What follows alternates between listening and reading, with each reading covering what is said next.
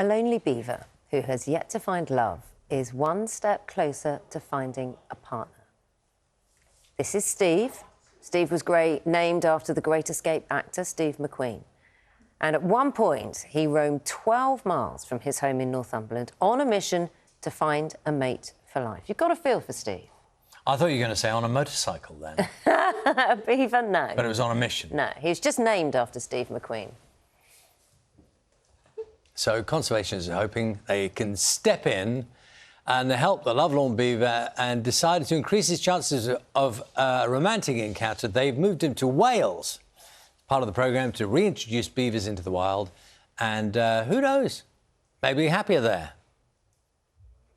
I want romance for Steve. We wish him well. They mate for life, you know. So if he's been waiting for so long to find his mate for life, it's kind of sad. But we're hopeful. Sarah, do you join our good wishes to Steve? Absolutely. I'm wondering if there's an app for beaver dating. I mean, is there... There should be. I don't know. Yeah, there's good luck to him. Thank you. Yeah, yeah, he good. Finds him. Fingers crossed for Steve. Yeah. Beaver breakouts. It's a problem that conservationists are battling constantly, and bored beavers are breaking out of up to half of all the fenced enclosures they're kept in. Some experts say it's time to abandon the enclosures, but others warn that beavers can wreak too much havoc on other natural areas if they're allowed to roam free. Here's our reporter Jo Lonsdale. Beavers were once widespread across the UK, but were hunted to extinction hundreds of years ago. Their ability to create wetlands which benefit other species led to rangers at the National Trust's Wallington estate in Northumberland releasing a family of 4 into this large fenced enclosure in 2023, and the work since then has seen the landscape transformed. Most of the family settled well, and the parents produced more kids, but one of them, pictured here on his release, was anxious to broaden his horizons. It was downstream end of the enclosure after some really heavy rain, and we had some damage to the fence in the grill down there, and that's when he made his escape. In total, Steve, as he was quickly nicknamed, got out 3 times. They think he might even have travelled as far as County Durham. Well, it would have been a trip of 100 kilometres or more, but it seems like a long way.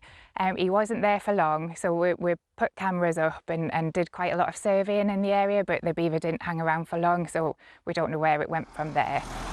One place we do know for certain he visited was inside Otterburn Mill, some 12 miles north of Wallington. He used the mill race, a stream that runs through the centre of the building, to get in. Well, it was sitting just on the gratings here between the 2 water channels, and it was one of our chefs, Rachel, who came through here and spotted it. It was just all a buzz. Look at his tail. Have you seen the video? Have you seen the video?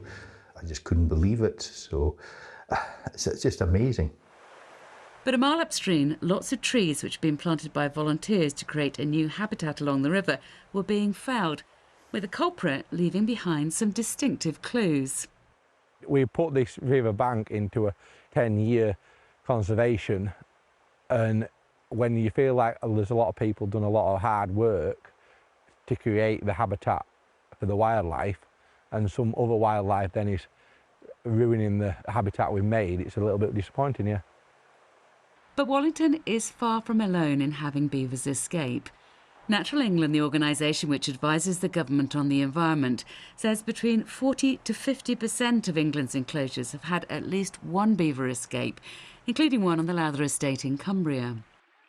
The government's recently announced a change in policy, and for the first time wild releases of beavers are to be allowed in England, and for some that's long overdue. I think that the fact that there's been so many escapes from enclosures probably means that they really don't want to be enclosed. You know, animals don't, do they? They want to choose their own places, and we can go to all sorts of lengths and ends to try and work out where we think is ideal.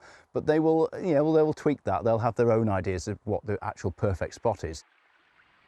Beavers can cause flooding and eat commercial crops, but conservationists argue the benefits they bring far outweigh any damage. And with the number of wild releases in the pipeline, many thousands of these iconic mammals could soon be living the free, uncontained life Steve so obviously yearned for. Jo Lonsdale, BBC News. Do you know, the idea that you can somehow contain an animal. I know there are enclosures, but those experts were saying you create the enclosure, but they're going to get out. If they want to go, they're going to go. Well, like in Steve's case, he wants to find love as well. So I can't deny that. To travel. Yeah.